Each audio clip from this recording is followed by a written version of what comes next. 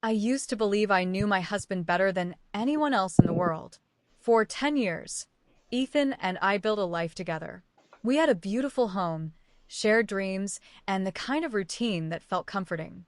Every morning, we drank coffee together before work. Every evening, we sat on the couch and talked about our day. At least, that's what I thought our life was. Looking back now, I realize I was only seeing half the picture. The other half was hidden from me. The first sign appeared on a quiet Sunday afternoon. Ethan was in the shower when his laptop lit up with a notification. Normally, I never touched his devices. We trusted each other completely. Or, at least I trusted him. The notification appeared briefly before disappearing. "Can't wait to see you again, Red Heart." I froze. My stomach tightened instantly. Maybe it was a mistake. Maybe it was spam. Maybe there was a perfectly reasonable explanation. I wanted to believe that. I truly did. But something deep inside me felt uneasy. When Ethan walked back into the room, smiling casually as if nothing in the world was wrong, I watched him differently for the first time. I noticed things I had ignored before. The sudden business trips, the late-night meetings, the weekends he occasionally spent helping clients. Little pieces that never seemed important before. But now they felt different. Now they felt connected. That night, I barely slept. Every time I closed my eyes, that message replayed in my mind. The next morning, I tried asking casually, "How was your meeting last weekend?" He didn't even hesitate. "Busy. Lots of paperwork." The answer came too quickly, too smoothly, almost rehearsed. And that's when the doubt truly began. Over the next few weeks, I noticed more strange things. Receipts from places he'd never mentioned. Calls he stepped outside to answer.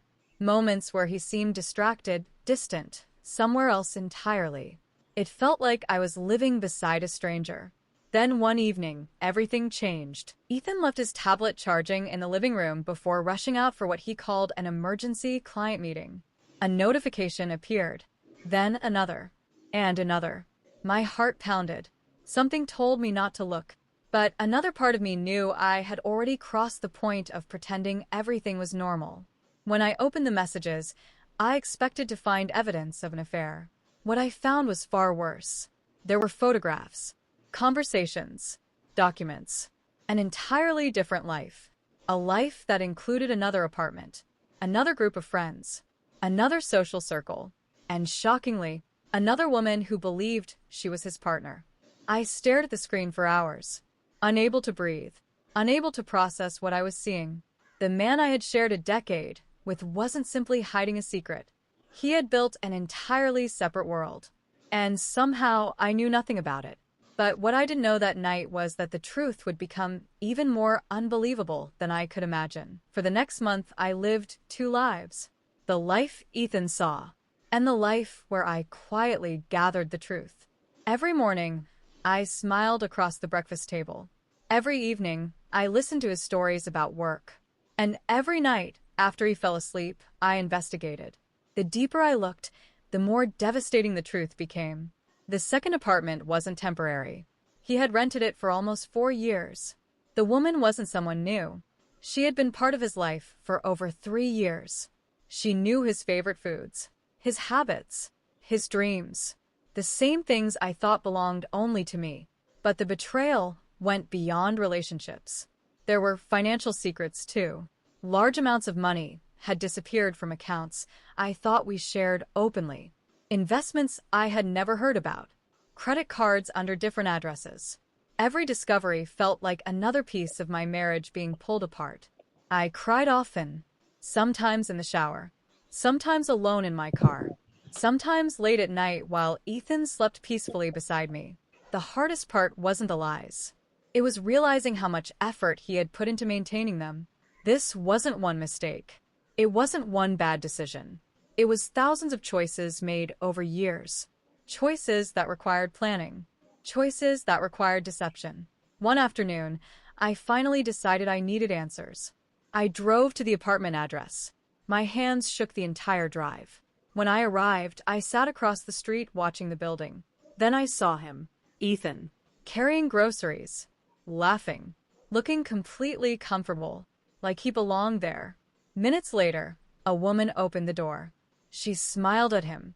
He kissed her forehead, the same way he kissed mine every morning. In that moment, something inside me broke. But strangely, something else was born too. Strength. The strength that comes when you finally stop denying reality. I stopped asking why. I stopped searching for excuses.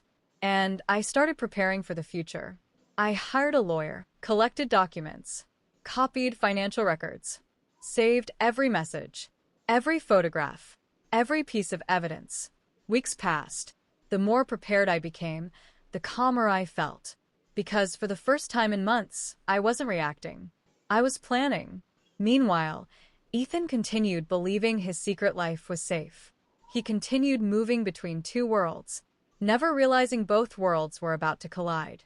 And when they finally did, nothing would ever be the same again. The truth came out on Ethan's birthday. Not because I wanted drama, not because I wanted revenge, but because I wanted the lies to end. I invited him to dinner. He arrived smiling, relaxed, completely unaware of what was waiting for him. The restaurant had a private room. Inside sat two people. Me. And the woman from the apartment. The moment Ethan walked through the door, the color disappeared from his face. For several seconds, nobody spoke. The silence said everything. The other woman looked just as shocked as he was. Because until that moment, she didn't know about me either. Just as I hadn't known about her. The entire second life Ethan had built began collapsing in front of him. Every lie, every excuse, every carefully maintained secret. Gone. He tried explaining. He tried apologizing. He tried blaming confusion and fear. But after years of deception, the words sounded empty. The truth was simple. He had chosen dishonesty over honesty. Again and again. Eventually, both of us walked away. Not together, but with clarity. The legal process that followed exposed additional financial secrets that worked against him. Assets he had hidden. Money he had concealed. Decisions he thought would never be discovered. The consequences arrived slowly, but they arrived. And for the first time, he was forced to face the reality he had spent years avoiding. As for me, healing wasn't immediate. There were difficult months. Moments of sadness.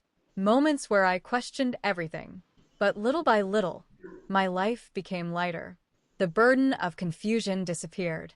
The constant uncertainty disappeared. The lies disappeared. A year later, I moved into a new home. A smaller home, but a peaceful one. One evening, I sat by the window watching the sunset and realized something important. I no longer thought about Ethan every day. I no longer wondered why he did what he did. Because understanding his choices was no longer my responsibility. Protecting my peace was. Looking back, I learned that betrayal doesn't always arrive as one shocking moment. Sometimes it arrives slowly, hidden beneath routines, hidden behind smiles, hidden inside a life that looks perfect from the outside. But eventually, the truth finds its way into the light. And when it does, it gives you a choice.